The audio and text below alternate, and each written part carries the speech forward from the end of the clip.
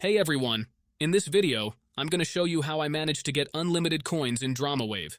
So, as you can see on my iPhone, I already used it, and I basically have an unlimited amount of coins, all thanks to the method I'm about to show you.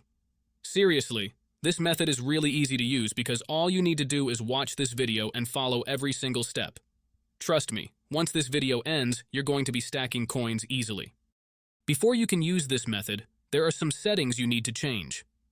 These settings apply only for iOS devices. If you are on an Android device, you can skip this part and move on to the next step. Head into your settings, tap on General, and make sure that background app refresh is turned on, either for Wi-Fi or for both Wi-Fi and mobile data. This ensures the app can run smoothly in the background. Next, swing by your battery settings and switch off low power mode. This feature can slow down your device, which we definitely don't want happening. With these two settings tweaked, you're all ready to move on to the next step. What you need to do next is open up your internet browser. In my case, it's Safari. And go to the website called pluginrise.com. Pluginrise is a website where you can find many apps and games with awesome features.